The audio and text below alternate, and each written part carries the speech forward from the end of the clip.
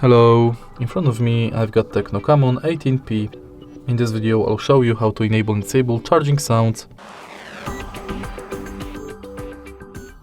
In the beginning, let's go to settings and enter sound and vibration. Scroll all the way down and now simply switch this button to enable or disable this function. If you find this video helpful, please leave a like, comment and subscribe.